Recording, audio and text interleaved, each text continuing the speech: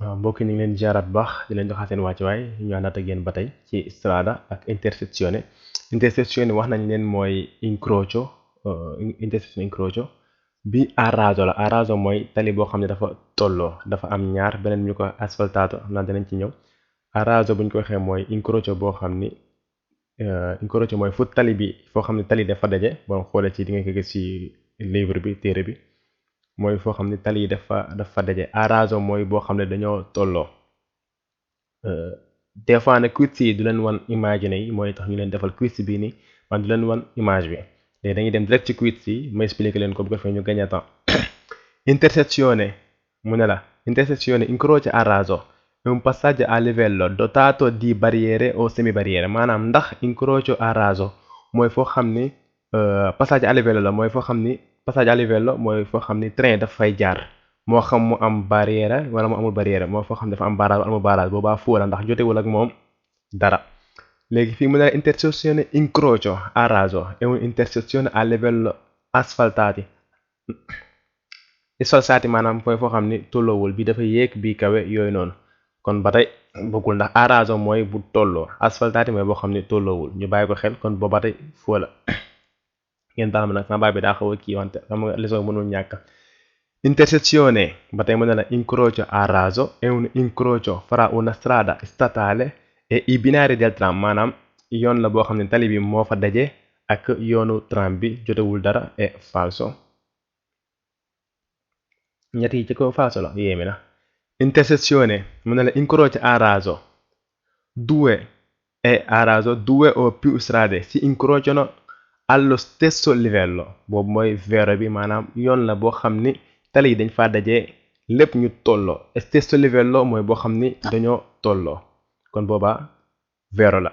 fii mu ne la intersezione incrocio a raso richiede di fare attenzione ai veicoli provenienti dalla strada che si incrociano.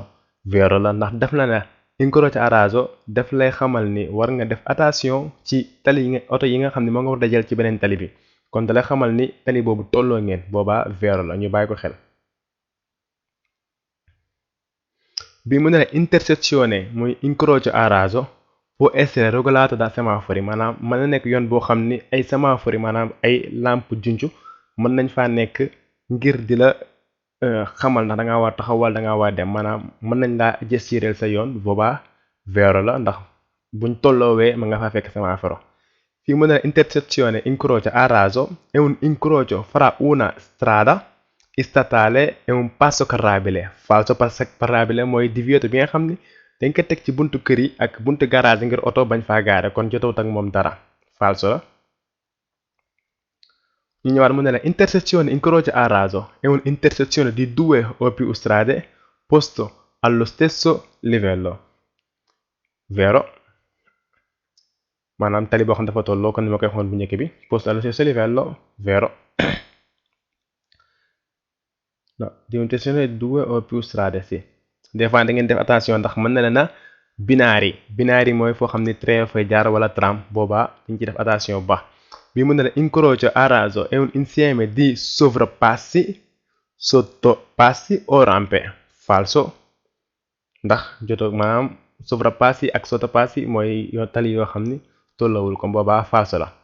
léegi ñu dem xooli suñ quiz ba xam lu ñuy jox. correggi, def nañ 0 erreur. léegi dañuy accélérer jàll ci mi nga xam ni mooy opposé wu ci quiz bii nii. léegi dañuy jàll, ñoo ngi nii. bii mu ne la definizione strada: intersezione incrocio a livelli asfaltati maanaam boo xam ne tollawul, mooy contraire bi nga xam ne mooy bi passé, ñu bàyyi ko xel. ñu ñëw intersezione a livelli asfaltati è un incrocio a raso fra una strada e i binari del treno. falso mooy li ma leen waxoon sànq, ba tey bu la waxee train moom jotewuñ dara. xam naa nag mën naa bañ a tuddaat intersezioni incroci yi, maanaam ñëw direct ci li àggali quiz bi. mu ne la mooy a livello asfaltati facilita la circolazione perché esclude l'incrocio diretto fra i veicoli. mu ne la ndax tali bi amul leen lépp. intersezione incrocio a livelli asfaltati facilita maanaam daf lay yombalal la circolazione perché esclude maanaam day génne que doo dajeek yeneen ko incrocia diretto fra i veicoli vero ndax buñ tali bi tolloowul bii bu awee ci kaw bii aw ci suuf day éviter que tali yi que oto yi daal di daje moo tax mu nekk vero moo tax ma ne la B a raso mooy bi nga xam dafa tolloo asfalsati mooy bi nga xam ni tolloowuñ bii ci kaw bii ci suuf ñu bàyyi ko xel. Intersezione incrocio a livelli sfalsati comprende strade situate ad altezze diverse vero maanaam tali boo xam ni dañ ko def te seen tolluwaay méngoowul. Intersezioni incrocio a livelli sfalsati non valgono i limiti massimi generali di velocità falso ndax yoonu limité di velocità nekku ci booba da nga xam ni foo la ñu bàyyi ko xel. Incrocio Intersezione incrocio a livelli sfalsati comprende rampe sovrappassi o sottopassi moo nekkoon fële kon bii dañuy xam ni vero la ndax loolu lay xamal ni tali bi tolloowul. Rampe ak sovrappassi mooy pont yoo xam ne ci suuf lay nekk ak ci kaw moom la ñuy wax sovrappassé xam naa des fois dana ñëw ci quiz yi mën na leen sonal. Intersezione incrocio a livelli sfalsati è munita di infrastrutture rampe sovrappassi sottopassi mooy comme ni ma koy waxee woon per il collegamento fra strade poste a livelli diversi maanaam yoon la boo xam ne dañ kaa def ci innovation ba tali yu tollawul nangam sangam ba tey vero la ñu bàyyi ko xel.